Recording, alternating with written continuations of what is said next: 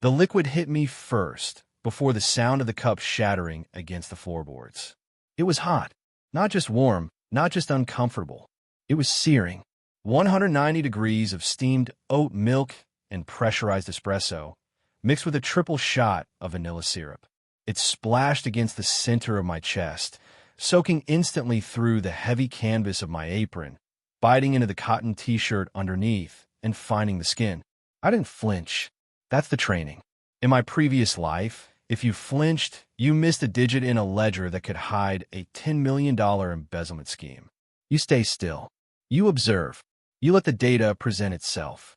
The shop, the Iron Bean, which had been filled with the low, rhythmic hum of conversation and the clatter of porcelain, went dead silent. It was the kind of silence that feels heavy, like the air pressure dropping before a tornado touches down. I looked down at my chest. The brown stain was spreading, dark and sticky, dripping onto my work boots. I could smell it. The sharp acidity of the Ethiopian roast, the cloying sweetness of the syrup, and underneath it all, the smell of her perfume. Chanel No. 5. Applied too heavily, masking something sour. I slowly lifted my head. Standing on the other side of the counter was Mrs. Vanderhoven. She was vibrating. That's the only way to describe it. Her hands, manicured with inch-long crimson acrylics, were shaking. Her face, usually a mask of heavy foundation and Botox, was flushed a deep, blotchy red.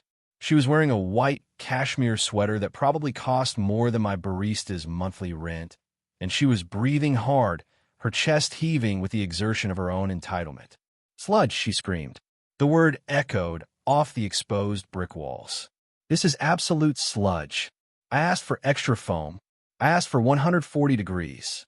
This is scalding. You tried to burn me." I took a breath. I could feel the milk cooling on my skin, turning sticky. "Ma'am," I said. My voice was low, calm. The voice of a man who has stared down CEOs in boardrooms while sliding a subpoena across a mahogany table. "You just threw a beverage at me." "I threw it because it was garbage," she shrieked. She slammed her hand on the zinc countertop. "And don't you dare take that tone with me. Do you know who I am? Do you have any idea who you were speaking to?" I didn't know. I knew exactly who she was. I knew her credit score. I knew her mortgage rate. I knew that her successful real estate firm was currently leveraged to the hilt, and that she was 3 months behind on the lease for her Mercedes G-Wagon. I knew these things because I make it my business to know the players in my town. But she didn't know that. To her, I was just a man in a dirty apron and a backwards baseball cap. A drone. A servant. A nameless, faceless cog in the machine that existed solely to dispense caffeine and take abuse. "I want you fired," she hissed, leaning over the pastry case, her eyes narrowing into slits. "Right now. I want you out on the street. Get the owner down here. Now." I looked at Sarah, my 19-year-old cashier. She was standing by the register, trembling. Her face was pale, her eyes wide with terror. She was clutching a dish rag like it was a lifeline. She looked at me, pleading silently for me to do something, to de-escalate, to make the monster go away. I gave Sarah a small, almost imperceptible nod. "Stay put." I turned back to Mrs. Vanderhoven. I wiped a streak of foam from my chin with the back of my hand. "You want the owner?" I asked. "Yes," she shouted. "I know him personally. We had dinner at the country club last month. He won't stand for this incompetence. Get him down here before I call the police and have you arrested for assault." The irony was so rich, I could taste it. She had assaulted me, yet she was threatening arrest. It was a classic power play, the aggressor claiming victimhood. "Okay," I said. "I'll call him." I reached into my back pocket and pulled out my personal cell phone. It was an older model, cracked screen, nothing flashy. I kept the encrypted satellite phone in the office safe. This was the prop phone.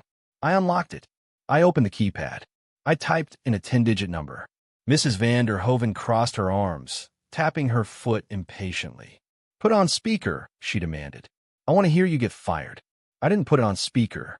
I held the phone to my ear. I stared her dead in the eye. My expression didn't change. I was a statue. 3 feet away, on the wall behind the espresso machine, the store's landline began to ring. Brrring. The sound cut through the tense silence of the shop. Brrring. Mrs. Vanderhoven frowned. She glanced at the ringing phone on the wall, then back at me. She didn't make the connection.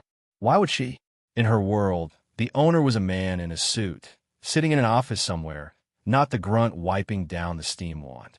Brewing. Well, she snapped. Is he picking up?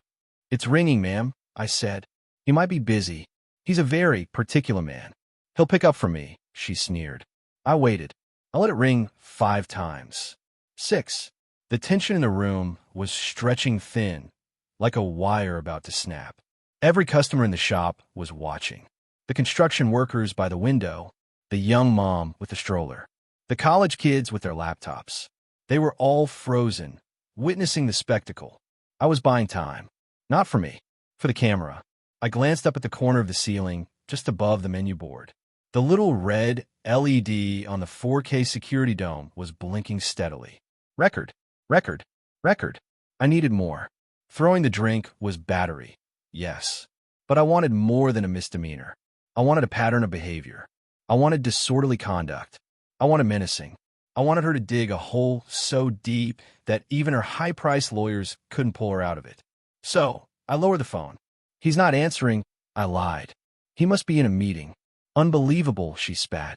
Absolutely useless. Just like you. I could try to leave a message. I offered, inflecting my voice with just the right amount of pathetic subservience. Or, I can get the manager. Yes, she said, waving her hand dismissively. Get the manager, and tell him to bring my refund. And a towel. I got a speck of foam on my cashmere. I nodded. Yes, ma'am. Right away. I turned my back to her. I walked to the back of the shop, past the whirring grinders, past the trembling Sarah. I walked into the small supply closet we used as an office. I stood there for a moment in the dark, listening to her berate Sarah out on the floor. Stop crying, you stupid girl. It's pathetic. Do you have any idea how much this sweater costs? I closed my eyes. I counted to 3. I felt the old instincts waking up. The hunter, the auditor, the man who takes apart lives document by document. I wasn't going to get the manager. I was the manager. I was the owner. I was the landlord of the building. But she wanted a show. She wanted to speak to the manager. So, I was going to let her wait. I was going to let her stew in her own venom for 20 minutes. I was going to let her scream, threaten, and incriminate herself to a room full of witnesses. And when she was fully leveraged, when she was completely overextended, I was going to close the account. To understand the trap I was laying, you have to understand a man setting it. My name is Elias Thorne. For 30 years, I was a forensic accountant for a firm that didn't have a name on the door. We were the people you called when the numbers didn't add up, when the CEO's lifestyle exceeded his salary by a factor of 10, when the offshore accounts started leaking. My job wasn't to catch people. It was to document the crash. I spent 3 decades sifting through the wreckage of human greed. I learned how to read a balance sheet like a biography. I learned that arrogance is the single greatest indicator of fraud. The louder they are, the more they have to hide. I retired 3 years ago. I cashed out. I had enough money to buy a private island, but I didn't want an island. I wanted coffee. Coffee is honest. It's chemistry. It's physics. Temperature, pressure, grind size, extraction time. If the coffee tastes bad, it's not because the beans are lying to you. It's because you made a mistake. You can't bribe an espresso machine. You can't gaslight a coffee bean. I bought the iron bean because I wanted to build something perfect, a sanctuary of precision in a chaotic world. I designed the place myself. Industrial minimalist. Exposed steel beams, polished concrete floors, reclaimed wood tables. No blenders. No whipped cream mountains. No unicorn fraps. Just serious coffee for people who had work to do. Most of my customers were regulars. Mechanics, nurses, architects, writers. They respected the silence. They respected the craft. And then there were people like Mrs. Vanderhoven. We call them the tourists. Not because they're from out of town, but because they treat the world like a resort where they are the only guest. I knew Mrs. Vanderhoven's type. I had audited 100 of them. They leverage their status. They buy things they can't afford to impress people they don't like. They scream at waiters because it's the only time they feel powerful. On this particular Tuesday, I shouldn't have even been behind the bar. I have a staff. I pay them $25 an hour, full benefits. I treat them well, so they stay. But Mark, my lead barista, had called in at 5 a.m. His wife had gone into labor. I didn't call backup. I didn't stress. I just got out of bed, put on my old work boots, grabbed a clean apron, and drove to the shop. I love the morning rush. I love the rhythm of it. The hiss of the steam wand. The thwack-thwack of the portafilter against the knockbox. The smell of fresh grounds hitting hot water. It's meditative. It quiets the noise in my head. I was enjoying myself. I was dialing in the grinder, obsessing over the extraction time on the Ethiopian Yirgacheffe. It was running a little fast, 24 seconds instead of 26. I was adjusting the burrs, lost in the mechanics of it. Then she walked in. Mrs. Vanderhoven didn't just enter a room. She invaded it. She pushed open the heavy glass door with her shoulder, talking loudly on her phone. No, I told him 3 million or I walk. I don't care what the inspection says. The foundation is fine. She was lying, of course. I knew the house she was talking about. The foundation was cracked. I had read the permit filings last week. She walked straight past the line. There were 5 people waiting.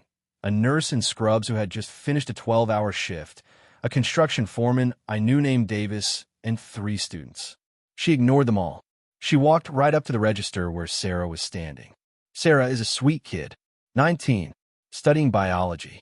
She's soft-spoken, diligent, and terrified of confrontation.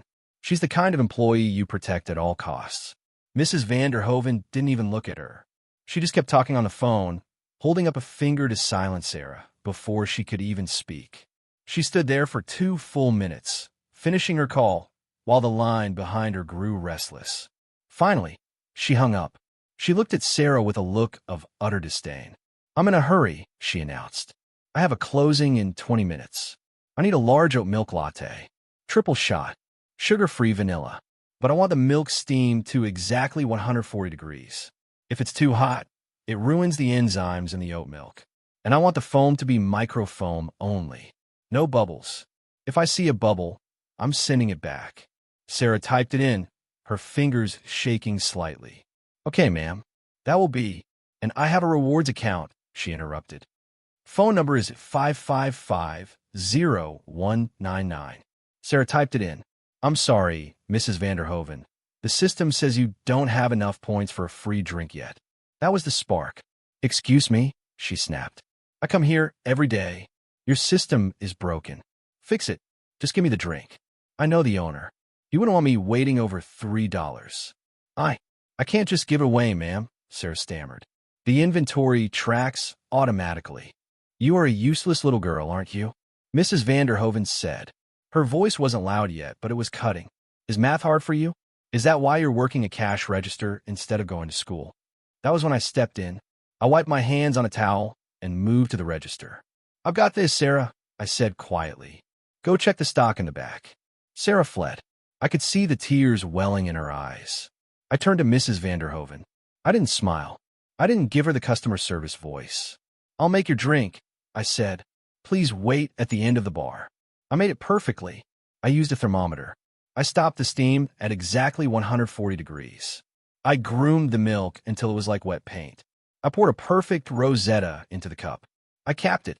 I called her name. She picked it up. She took the lid off. She stared at it. She took a sip, and then she threw it. Now, standing in the back office, 20 minutes later, listening to the aftermath, I checked the time on my watch. It was 10:42 a.m. I had given her enough rope. I could hear her out there. She was holding court. "This place has gone downhill," she was announcing to the trapped audience. "The service is atrocious. The hygiene is questionable. I saw a roach in the bathroom last week. That was defamation.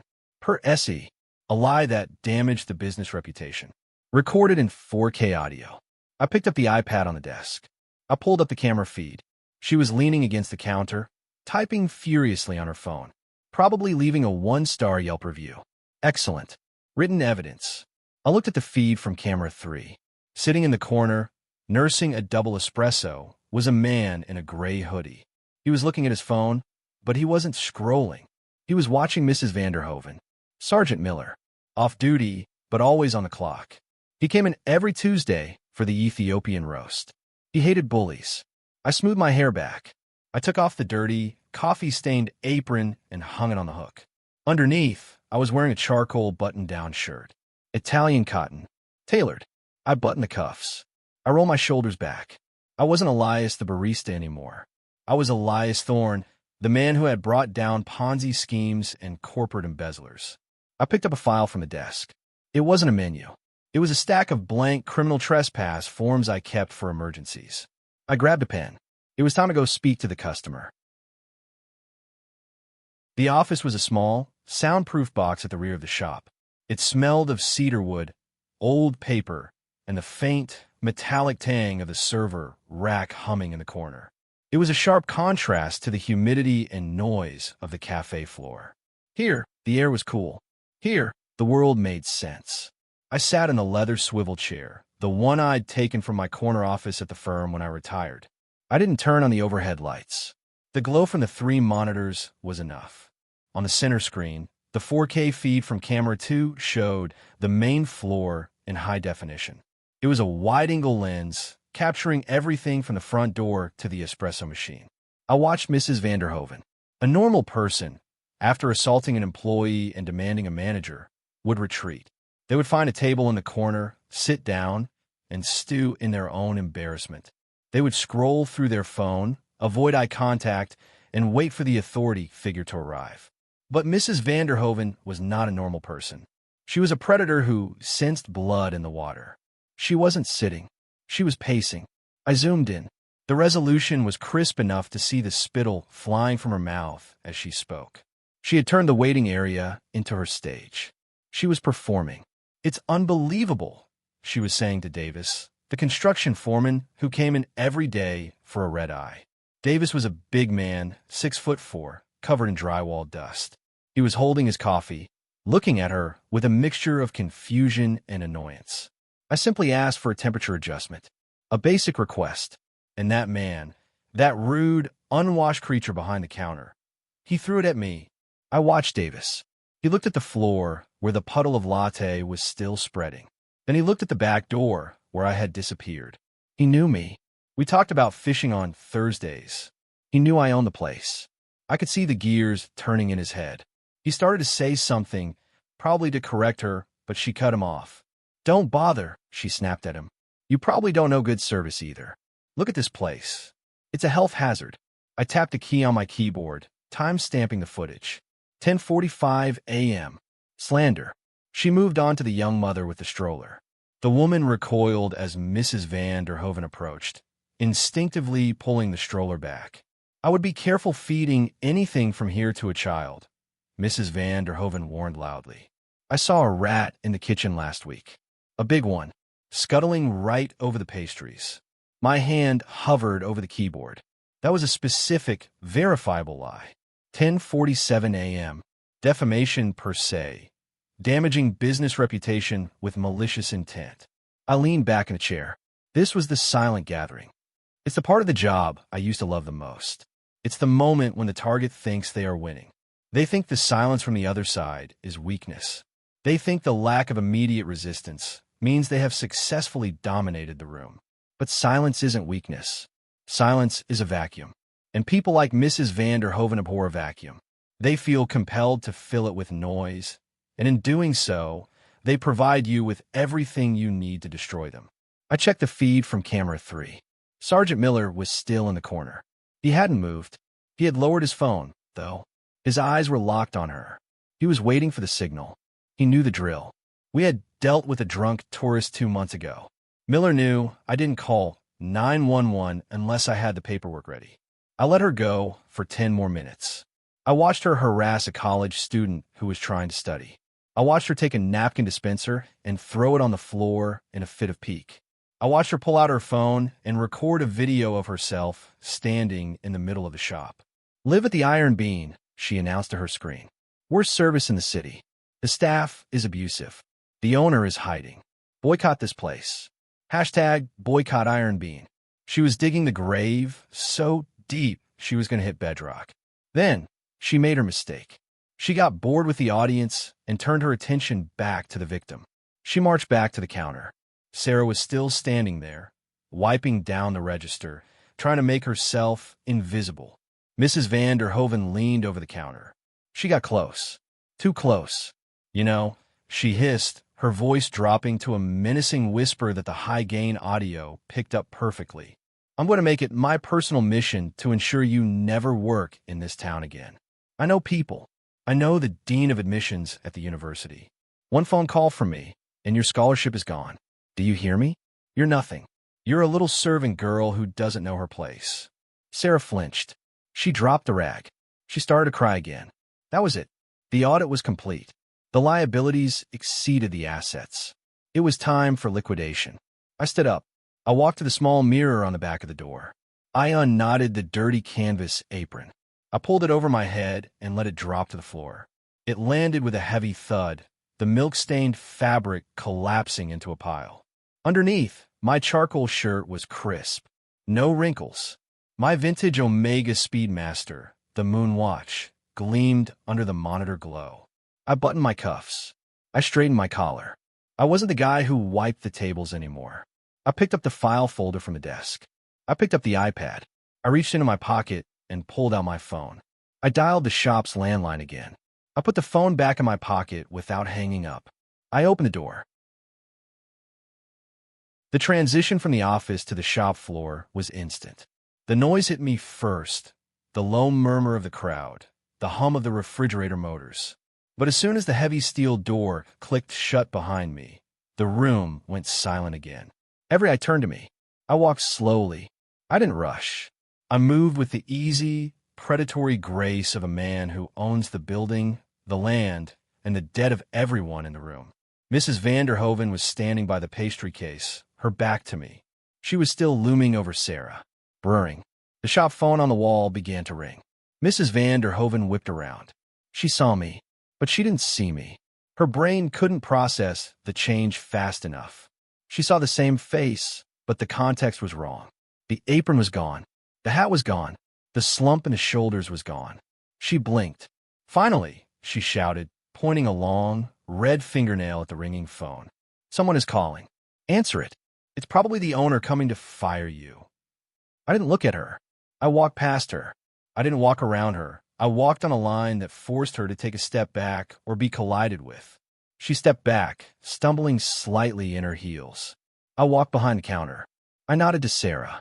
It's okay, Sarah, I said. My voice was different now. Deeper. Resonant. Go take a break in the office. Close the door. Sarah looked at me, confused by the shirt, by the tone. But she obeyed.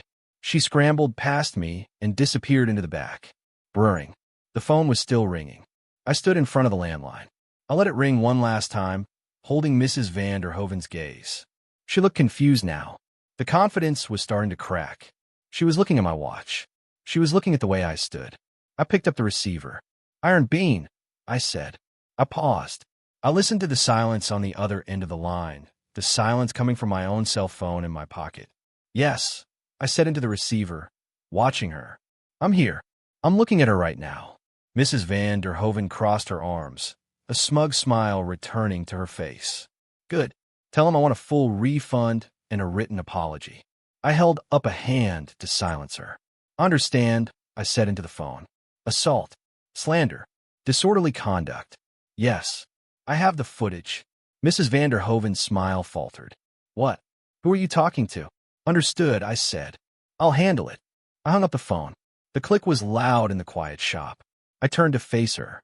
I placed both hands on the zinc countertop. I leaned forward slightly. Mrs. van der Hoven, I said. How do you know my name? She demanded. I know a lot of things, I said. I know you threw a 190-degree beverage at a member of my staff. I know you spent the last 20 minutes telling my customers that I have a rat infestation, which is a lie. And I know you just threatened a 19-year-old girl's scholarship. I want to speak to the manager, she stammered, stepping back. Where is the owner? You said you were calling him. I did call him, I said. And I answered. The realization hit her like a physical blow. Her mouth opened, but no sound came out. She looked at the phone. She looked at me. She looked at the apron on the floor in the back. No, she whispered. You're the barista.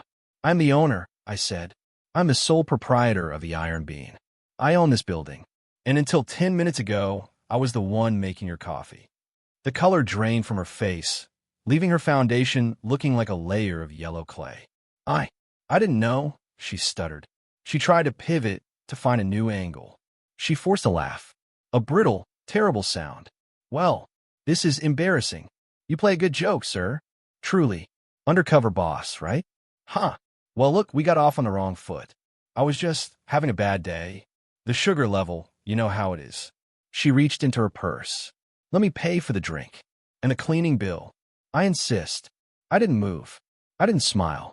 It's too late for that, I said. I picked up the iPad and turned it around. On the screen was a freeze frame of her arm cocked back, the cup leaving her hand, the liquid midair. This, I said, pointing to the screen, is assault. Second degree. Intentional infliction of bodily harm with a heated object. I swiped the screen. A clip of her yelling at the crowd. This is slander. Actionable in civil court. I swiped again. Her threatening Sarah. And this, I said, my voice dropping to a growl, is harassment. You recorded me? She screeched, the fear turning back into aggression. That's illegal. You can't record me without my permission. Actually, I said, pointing to the sign on the front door, you consented when you entered private property. And in this state, audio recording is legal in public businesses.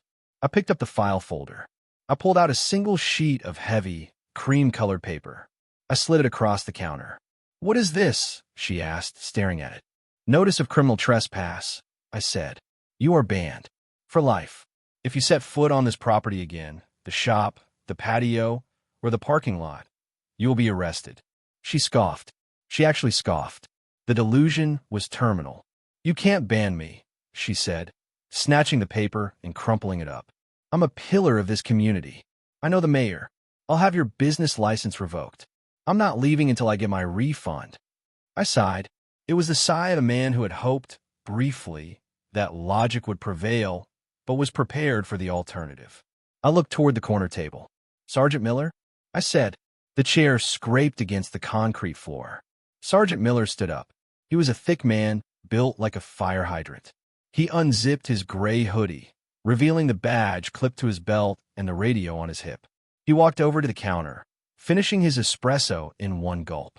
He set the tiny cup down next to the crumpled trespass notice. Ma'am, Miller said. His voice was tired. You've been asked to leave by the property owner. You are now trespassing. Mrs. Vanderhoven looked at Miller. She looked at the badge. She looked at me. This is ridiculous, she said, her voice trembling. He threw the coffee at me. Miller looked at me. Elias? You got the file. Already emailed to your precinct account, I said, tapping the iPad. Clear shot of the throw, and the 20-minute rant. Miller nodded. He turned to Mrs. Vanderhoven. He pulled a pair of handcuffs from his back belt.